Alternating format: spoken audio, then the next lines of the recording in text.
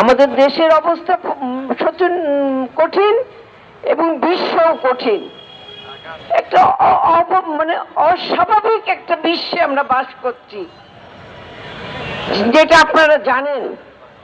এক দেশ থেকে আরেক প্রেসিডেন্টে তুলে নিয়ে চলে গেল আরেক দেশে, আরেক দেশে হুমকি দিচ্ছে।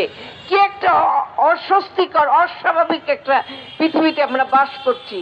সেই জায়গাটা আমাদের দেশের অবস্থা তো আরো খারাপ, এবং শ্রমজীবী মানুষের অবস্থা আরো খারাপ। তাহলে আমরা কোথায় গিয়ে দাঁড়াবো?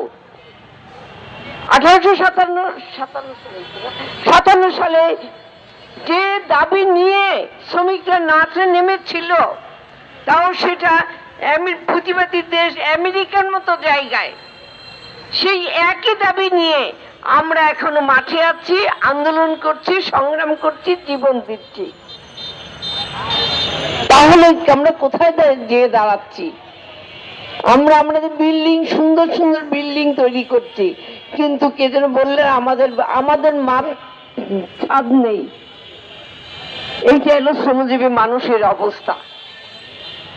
সুতরাং আমরা বাংলাদেশ ট্রেড ইউনিয়ন কেন্দ্র মনে করে প্রতিটা শ্রমিকের যে অধিকার, সে যে শ্রমিকই হোক, সেই অধিকার আমাদের অধিকার।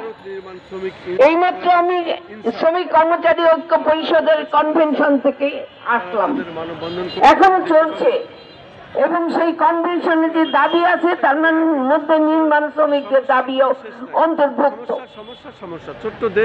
আপনারা জানেন, আজকে শ্রমবাজারে আমাদের বক্তা বলেছেন, শ্রমবাজারে ব্যাপক নারীরা অংশগ্রহণ করছে, এবং গবেষণায় দেখা গেছে যে নারীর থেকে পুরুষের থেকে নারীর সংখ্যাই বেশি।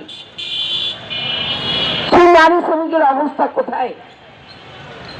সমান কাজ করে তারা, নির্মাণ বিশেষ করে সমান একই কাজ করে তারা একই বেতন পায় না। পুরুষরা একরকম মজুরি পায়, নারীরা একরকম মজুরি পায়।